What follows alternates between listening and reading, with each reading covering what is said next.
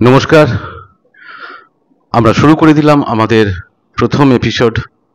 গতকাল বলেছিলাম আপনাদের টেস্টিংয়ে যে আজ থেকে আমরা সেই সমস্ত প্রতিষ্ঠিত ব্যক্তিদের আপনাদের সামনে নিয়ে আসব এবং আমরা কিছু কথোপকথন করে নেব, যার মাধ্যমে আমাদের সমাজ এবং আমরা সবাই কিছু উপকৃত হতে পারবো।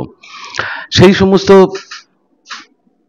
কোয়ালিটি মানুষজন যারা সমাজে এস্টাবলিশড, আজকের আমাদের মতোই সাধারণ মানুষ তারা সবাই, অথচ তাদের কাছ থেকে কিছু শেখার আমাদের রয়েছে। তারাও সমাজকে কিছু দিশা দেখাচ্ছেন, সেই জায়গাগুলো কিন্তু আমরা পাবো, সমাজের তাতে মঙ্গলই হবে।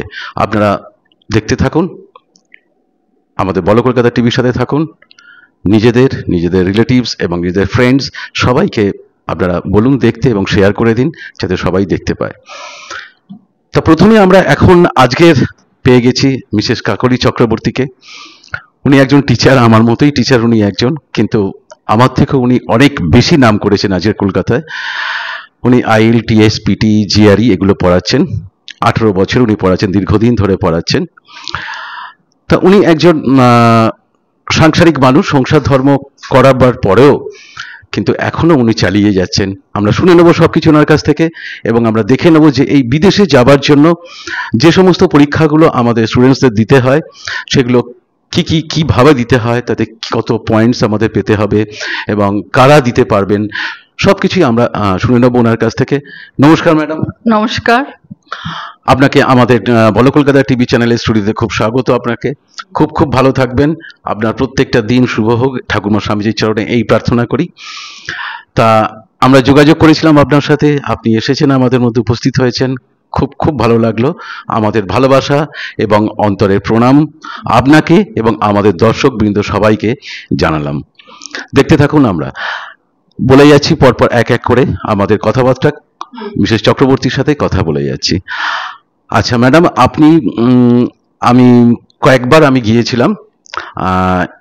আরেকটা কথা বলে রাখি যে আমাদের আজকের এপিসোডে মিসেস চক্রবর্তী ম্যাডামের ইংলিশ সেন্টার, যেটা ওনার নিউ আলিপুরে সিদ্ধার্থ অ্যাপার্টমেন্টে রয়েছে, সেটা আমাদের সাথে উনি সহযোগিতার হাত বাড়িয়ে দিয়েছেন।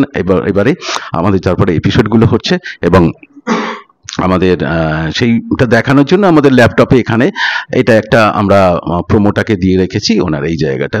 উনি বলবেন, তারপর সবকিছু আমরা শুনে নেব।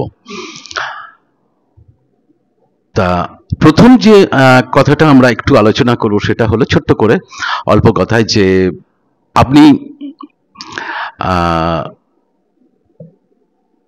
এতদিন ধরে যে সংসার ধর্ম করছেন, তারপরে হঠাৎ নিজেকে সেই জায়গাতে আপনি এস্টাবলিশ করবার চেষ্টা করেছেন যে আপনার পড়াশোনাটাকেও ভালোবাসেন, জানি আমি, সেটাকে চালিয়ে গেছেন এবং তার সাথে নিজেকেও আজকে পড়াশোনাও করে যাচ্ছেন, তার সাথে অবভিয়াসলি আমাদের তো শেখার শেষ নেই, আপনি করে যাচ্ছেন এবং প্রচুর স্টুডেন্টস আপনার বিদেশে আছে, আমি জানি সেটা।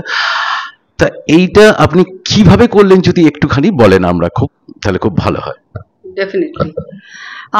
I started my teaching journey in the year 2006.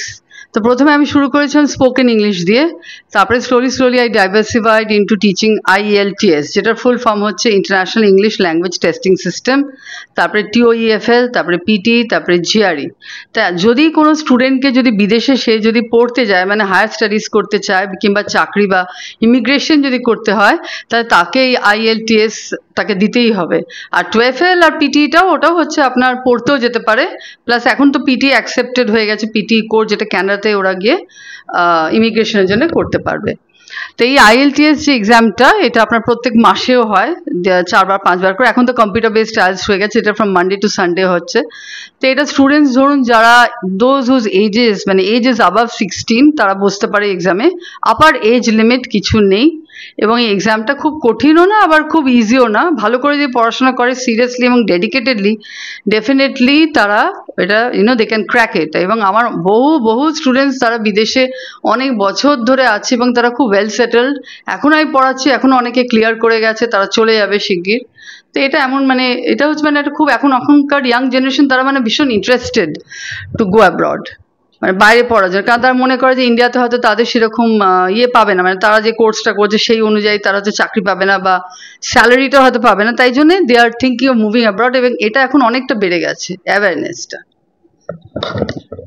ধন্যবাদ।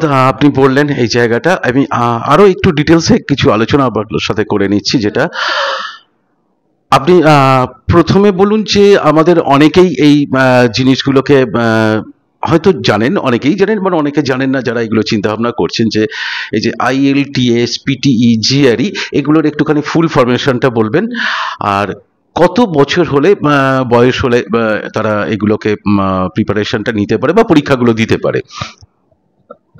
হ্যাঁ, IELTS এর ফুল ফর্ম হচ্ছে international English language testing system. এটা যদি কোনো স্টুডেন্ট যদি 16 বছর মানে 16 ইয়ার্স এন্ড অ্যাবাভ হয়, সে ইজিলি বসতে পারে। এর কোনো আপার এজ লিমিট নেই, ঠিক আছে? আর এখানে কোনো পাস ফেলের ব্যাপার নেই, একটা ব্যান্ড স্কোর আছে আউট অফ 9, সেটাতে যার যেরকম রিকোয়ারমেন্ট। ধরুন একটা যদি ক্লাস 12 পাস আউট যদি একটা স্টুডেন্ট, সে যদি গ্র্যাজুয়েশন করতে চায়, সে এবার যে ইউনিভার্সিটিতে অ্যাপ্লাই করবে, ইউনিভার্সিটি যদি বলে দেয় the student has to get 6.5 বা 6 ব্যান্ড, তো সেটা সে যদি পায়, he or she can easily study there. আর TOEFL টা হচ্ছে test of English as a foreign language, ওটাও কিন্তু যদি কেউ পড়তে চায়, ওটাও অনেক ইউনিভার্সিটিস অ্যাকসেপ্ট করে। আবার PTE টা হচ্ছে পিয়ারসন টেস্ট ইংলিশ, ওটাও কিন্তু মানে অনেক ইউনিভার্সিটিস অ্যাকসেপ্ট করে। এগুলো হচ্ছে ডিফারেন্ট ল্যাঙ্গুয়েজ প্রফিসিয়েন্সি এক্সামস, তো student can they can sit in any of them. আর GRE হচ্ছে গ্র্যাজুয়েট রেকর্ড এক্সামিনেশন, এটা হচ্ছে ফর স্কলারশিপ পারপাসের জন্য স্টুডেন্টসরা দেয়। তবে আবার অনেক ইউনিভার্সিটি আবার চায়ও, এটা পেলে ওটা হয়তো স্টুডেন্টসদের হয়তো মানে স্কলারশিপ পাবে বা কোনো হচ্ছে বেনিফিট পাবে। তো সেইটা হচ্ছে আপনার এই হচ্ছে ডিফারেন্ট টাইপস অফ এক্সাম, মানে এগুলো বাইরে যাওয়ার জন্যে মানে most of the students they sit বাইরে পড়ার জন্য বা ইমিগ্রেশনের জন্য, কিন্তু লোকে IELTS দেয়, আবার PTE কোরও দিচ্ছে, যেটা এখন ক্যানাডাতে অ্যাকসেপ্টেড হয়ে গেছে। আগে তো IELTS জেনারেল ট্রেনিং ওরা নিত, এখন PTE কোরটাও দিতে পারে, ওটা দিয়েও ওরা যেতে পারে ক্যানাডাতে। হ্যাঁ, আমরা শুনলাম তাহলে আমাদের এই প্রশ্নটার, উনি খুব সুন্দর করে বললেন। আচ্ছা, আরেকটা ম্যাডাম, আপনি এই যে এত বছর পড়াচ্ছেন, 18 বছর যে পড়াচ্ছেন, এই পড়াতে গিয়ে যেটা আমি দু একবার আপনার ওখানেও গিয়েছিলাম, দেখেছিলাম, এবং এই যে কিছু প্রবলেম কি ফিল করছে আমাদের এখানকার স্টুডেন্টরা, বিশেষ করে ইন্ডিয়ান স্টুডেন্টস বা আমাদের এই বেঙ্গল স্টুডেন্টস যারা, আপনি পড়াতে গিয়ে তো বুঝতে পারবেন, যেমন আমিও পড়াতে গিয়ে বুঝতে পারি যে অনেক কিছু তাদের লেখনাগুলো কোন জায়গাটা রয়েছে আর কি, আপনি নিশ্চয়ই সেগুলো বুঝতে পারছেন এবং সেগুলোকে কিভাবে আপনি ওভারকাম করতে বলছেন তাদের, বা আপনি করিয়ে নিচ্ছেন, আপনি নিশ্চয়ই নিচ্ছেন, যার জন্য আপনার এতখানি ফেম হয়েছে এবং এত স্টুডেন্টস, এবং 18 ইয়ার্স ধরে আপনি এটাকে long journey, it's a long journey obviously. Charismatic quality না থাকলে সেটা হয় না, একটা টিচারের পক্ষে সম্ভব নয়, আমি বুঝি সেটা খুব ভালো করে।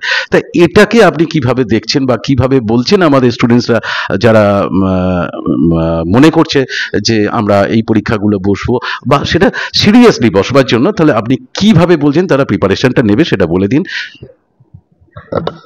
আচ্ছা, এই বলে দিই, IELTS না 4টে কম্পোনেন্ট আছে, যেমন রিডিং, লিসনিং, রাইটিং আর স্পিকিং।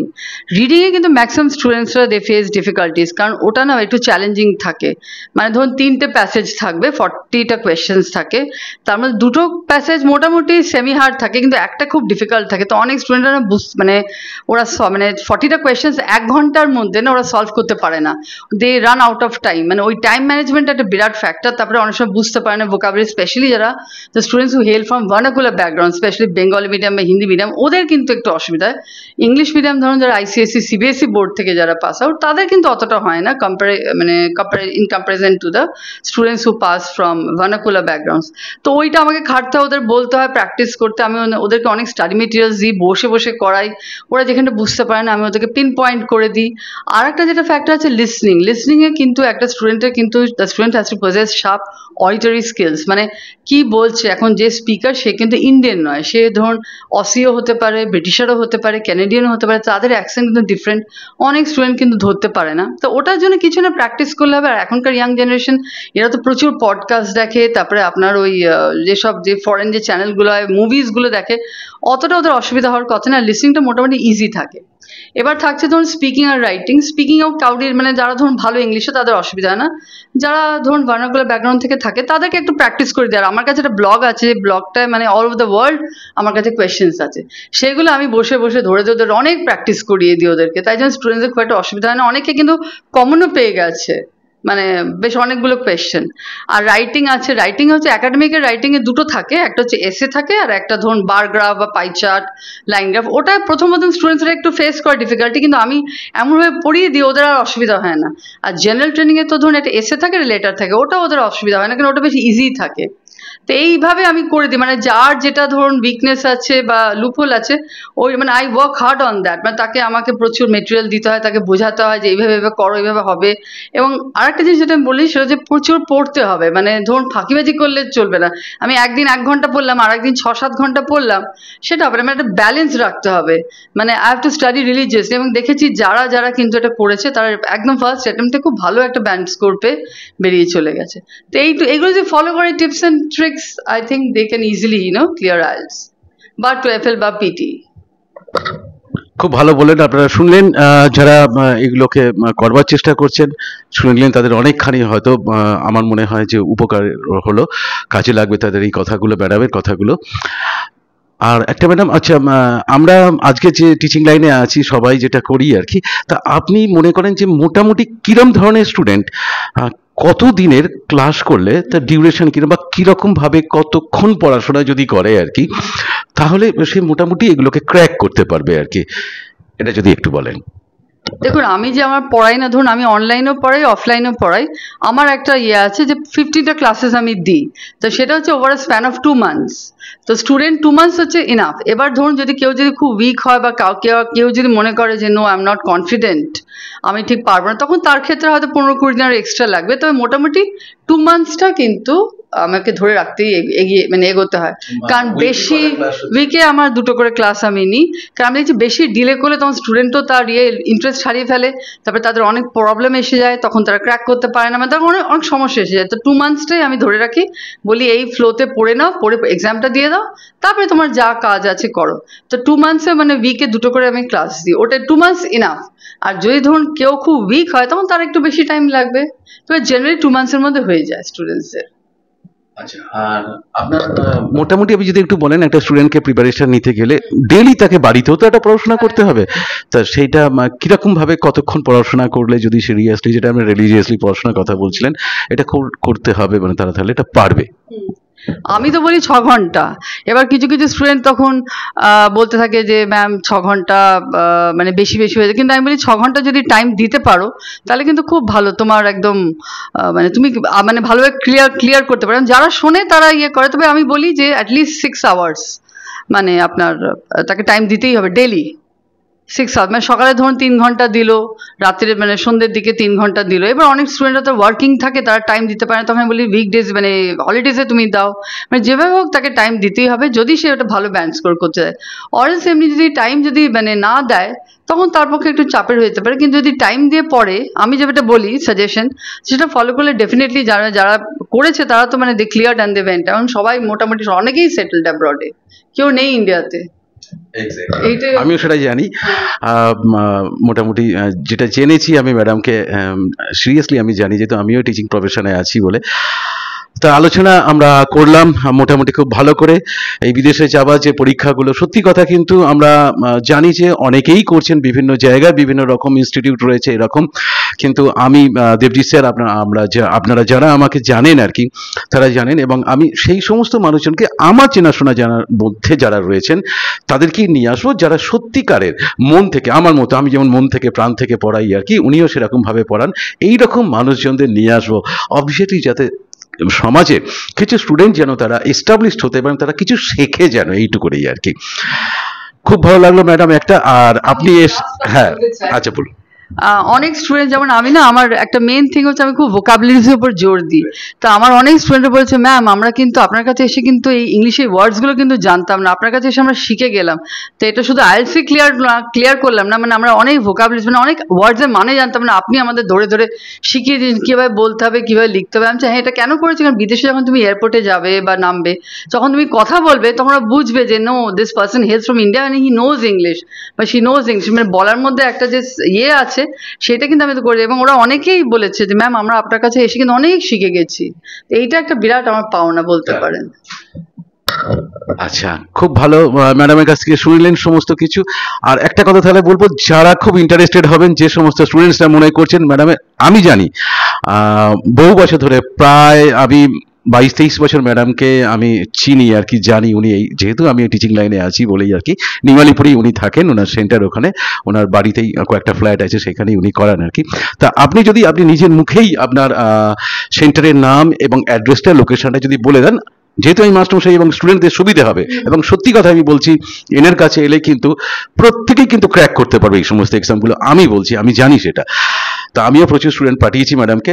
তা আপনি যদি বলে দেন আপনার সেন্টারের লোকেশনটা, কিভাবে যাতায়াত করবে স্টুডেন্টরা, আর আপনার মোবাইল নাম্বারটাও যদি বলে দেন তাহলে খুব ভালো হয়, স্টুডেন্টদের সাহায্য হয় এটা।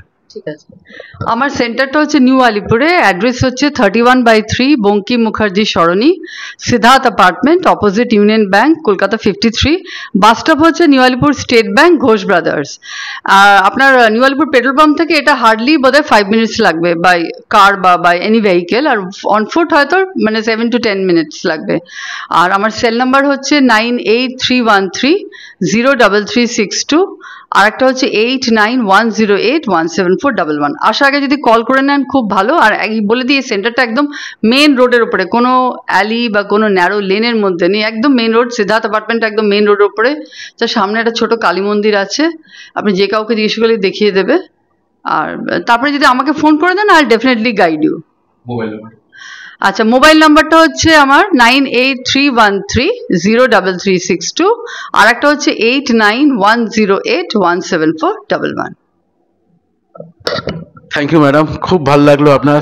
ধন্যবাদ। হ্যাঁ, অবশ্যই আসুন, পরবর্তীতেও আমরা জানবার চেষ্টা করব আপনাকে, অনেক পড়াশোনা নিয়ে এগুলো আলোচনা হবে সমস্ত। আপনিও তো আমাদের একজন বড় কলকাতা টিভির ফলোয়ার, এবং দেখবেন আপনার ওখানে লাইভে আমাদের এই সমস্ত, তারপরেও আপনার যে রেকর্ডিং করছি যেটা, সেটাকেও দেওয়া হবে। আপনার বিদেশে সব স্টুডেন্টদের মধ্যে ছড়িয়ে দেবেন, তাদেরকে ফলো করতে বলবেন বড় কলকাতা টিভি। আমাদের এই খুব খুশি হবে। হ্যাঁ, তাদের টিচাররা একরকম ভাবে আছেন আজকে। তা আমাদেরও বলো কলকাতা টিভি সবার মধ্যে ছড়িয়ে পড়ুক, আরো সমাজের ভালো কাজ হোক, সমাজের মঙ্গল হোক। আমরা বিভিন্ন ধরনের মানুষকে আমরা নিয়ে আসবো, তারা যারা সবাই বিভিন্ন ফিল্ডে তারা এক্সপিরিয়েন্সড এবং এস্টাবলিশড এবং এখনো করে যাচ্ছেন, সে সমাজকে নিয়ে আসবো, তাতে আমাদের সবারই ভালোই হবে, এইটুকুনি আমি আশা রাখি। এবং আমিও সেই ভালোর দিকে, মঙ্গলের জন্য আমি নিজেও যেমন ছুটে বেড়াই, নিজেকে ভালো রাখার চেষ্টা করি। নিজেকে ভালো না রাখলে আমি অপরকে ভালো রাখতে পারবো না। আপনাদেরও সেই জন্য বলছি, প্রত্যেকে ভালো রাখুন প্রত্যেককে, এবং অপরকেও ভালো রাখতে দিন। এইভাবেই আমরা একটা সুন্দর সুস্থ সমাজ তৈরি করতে পারি। আর অবশ্যই সঙ্গে আপনারা কিন্তু বলো কলকাতা টিভিকে ভুলবেন না, চোখ রাখবেন, দেখতে থাকবেন। নমস্কার, ধন্যবাদ ম্যাডাম, আবার আপনি আসবেন, খুব ভালো লাগলো। আপনি খুব ভালো করে এগিয়ে যান। অনেক থ্যাংক ইউ আপনাদেরকেও। ঠিক আছে, অনেক অনেক ধন্যবাদ।